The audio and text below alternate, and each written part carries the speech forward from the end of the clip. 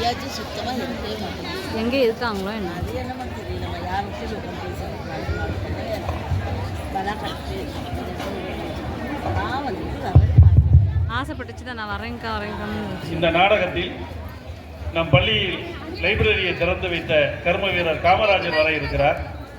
இந்த நாடகத்தில் நம்முடைய பள்ளியை உயர்ந்த நிலைக்கு எடுத்துச் செல்வதற்காக துண்டேந்தி பல்லவட்டி நகர வீதிகளில் கற்கை நின்றே பிச்சை புகிலும் கற்கை நின்றே என்று துண்டை ஏந்தி நிதி வசூல் செய்த மஜீத் ஹாஜியார் அவர்களும் இந்த நாடகத்தில் உங்கள் கண் முன்னால் வர இருக்கிறார்.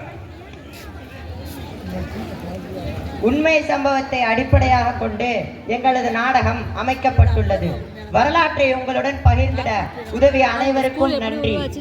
அடே வெங்கடே, எங்கடா இருக்க?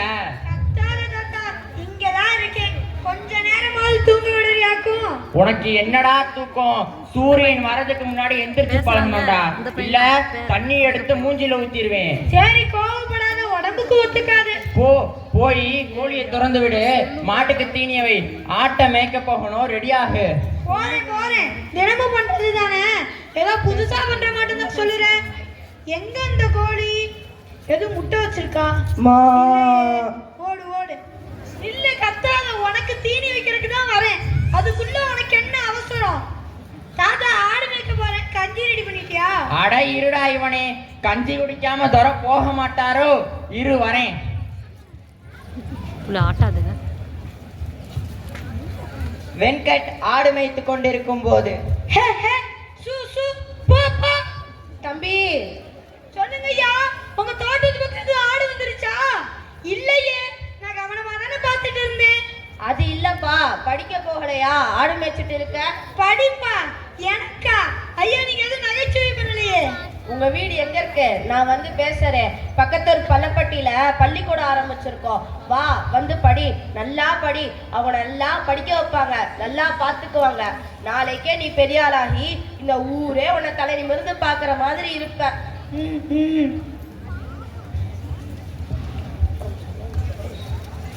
வெங்கட் வீட்டில். ஐயா, வீட்டுல யாரு? ஐயா நீங்க? நான் பக்கத்தூர் பள்ளப்பட்டியில இருக்கேன். என்ன எல்லாரும் மஜீத் ஹாஜியார்னு கூப்பிடுவாங்க. ஐயா, அது நீங்க தானா? உங்களை பத்தி ஊருக்குள்ள எல்லாரும் பேசுவாங்க, இப்பதான் நேருல பாக்குறேன். பள்ளப்பட்டியில பள்ளிக்கூடம் ஆரம்பிச்சிருக்கோம், உங்க பேர் என்ன? படிக்க அனுப்புங்க. அது வந்துங்க, அவன் இருந்தா வீட்டுக்கு கொஞ்சம் உதவியா இருக்கும். அவன் படிச்சு பெரிய ஆளானா இந்த நாட்டுக்கே உதவியா இருப்பான். அது இல்லைங்க. நீங்க ஒன்னும் பேச வேணாம், உங்க பேரே படிச்சு பெரிய ஆளாருக்கு நான் பொறுப்பு. சரி, இவ்வளவு சொல்றீங்க, நல்லது எது கெட்டது எதுன்னு உங்களுக்கு தெரியும். என் பேரனை நான் படிக்க அனுப்புறேன் ஐயா. சரிங்க ஐயா, உங்க பேரை பாருங்க, படிச்சு பெரிய ஆளா வருவான். சில வருடங்கள் கழித்து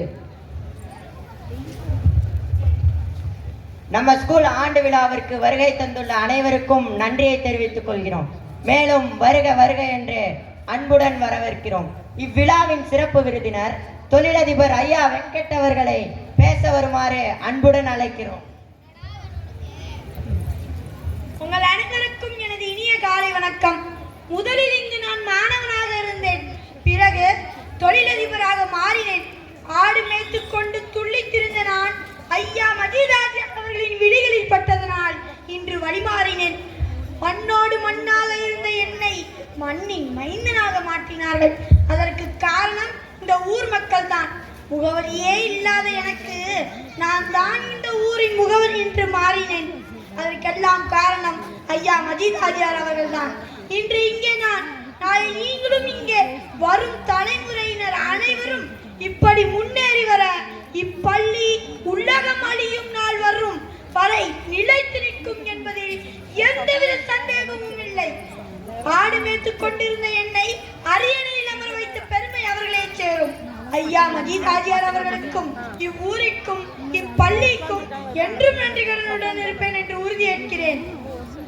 நன்றாக படியுங்கள், சிந்தித்து பாருங்கள், முன்னேறுங்கள். நன்றி. அடுத்த வரலாற்று நிகழ்வு.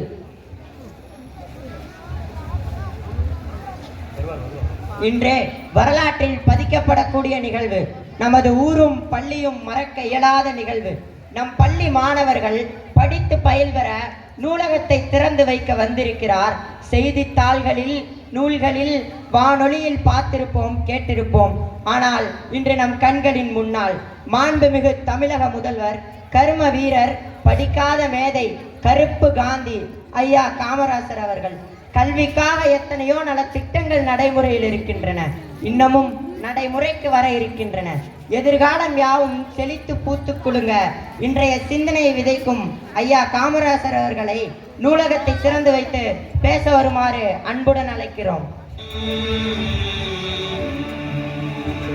நாடு பார்த்ததுண்டா, இந்த நாடு பார்த்ததுண்டா, நாடு பார்த்ததுண்டா, இந்த நாடு பார்த்ததுண்டா, தன் வீடு பார்க்காமல் வாழ்வு பார்க்காமல் இந்த நாடு முன்னேற நாடு உழைத்தவனை நாடு பார்த்ததுண்டா, இந்த நாடு பார்த்ததுண்டா, நாடு பார்த்ததுண்டா, இந்த நாடு பார்த்ததுண்டா.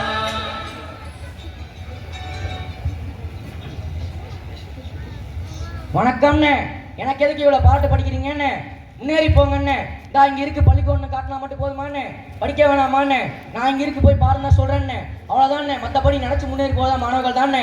மற்ற நாடுகள்லாம் எவ்வளவு முன்னேறி போயிட்டு இருக்காங்கண்ணே.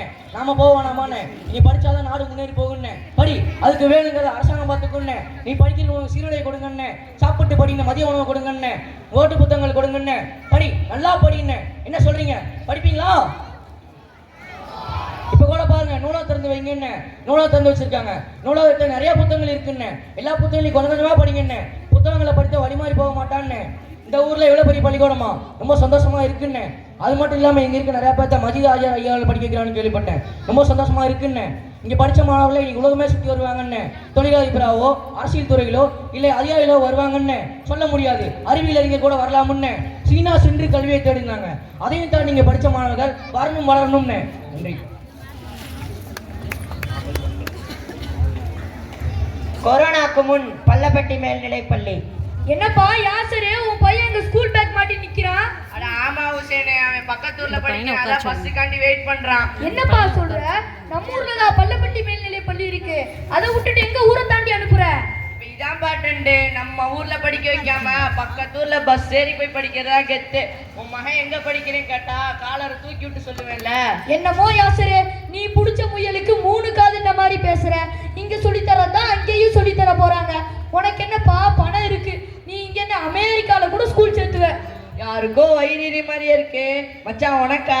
அட போப்பா, இந்த கூட இருக்கிறவனுங்களை எல்லாம் இப்படிதான் நல்லா இருக்கணும், ஆனா அவங்களுக்கு கீழே தான் நல்லா இருக்கணும், அவங்க சொல்றதான் கேட்கணும்னு நினைப்பாங்க. கொரோனாக்கு பின் பள்ளப்பட்டி மேல்நிலைப்பள்ளி. காலம் கடக்குது, கொரோனா பிறக்குது, வாழ்க்கை மாறுது. ஹுசேனே எப்படி இருக்க?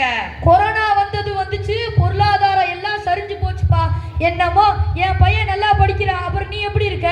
எல்லாம் சரி கட்டினே, ஆனா பையன் படிப்பு மட்டும். என்னப்பா ஆச்சு, இழுக்கிற? பீஸ் கட்டியே ஆனு சொல்றாங்க, இல்லைன்னா வெளியே நிக்க வைப்பாங்களாம். நீ உள்ளூர் வாசியா இருக்க, பள்ளப்பட்டி மேல்நிலை பள்ளி இதை கூட பண்ணாதா என்ன? அது இல்லப்பா, பள்ளப்பட்டி மேல்நிலை பள்ளியில என்னை மாதிரி நிறைய பேர் சேர்த்திருக்காங்கன்னு சொன்னாங்க.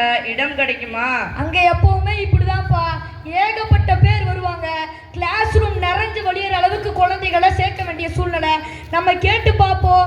எங்க சுத்தினாலும் நம்ம ஊர் நம்ம பள்ளிக்கூடம் தான்ப்பா நமக்கு கை கொடுக்கும். தனியார், இங்கு தனியார், எல்லாரும் சமம், எல்லாருக்கும் எல்லாமும் என்ற கருத்தியலை கொண்டதே நம் பள்ளப்பட்டி மேல்நிலைப்பள்ளி. எங்களை இன்னும் மரத்தடிப்பள்ளி மாணவர்கள் என நினைத்து கொண்டிருக்கிறீர்கள். நாங்கள் அறைக்குள் சென்று அரை நூற்றாண்டுகள் ஆகிவிட்டது. மரத்தடிப்பள்ளி ஒன்றும் அவ்வளவு மோசமானது அல்ல. ஏன், இன்று பெரிய பெரிய கட்டிடப்பள்ளிகளுக்குள் இருக்கும் ஆசிரியர்கள் முதல் உலகெங்கும் இருக்கும் அறிஞர்கள் வரை மரத்தடிப்பள்ளியில் படித்தவர்கள் தானே.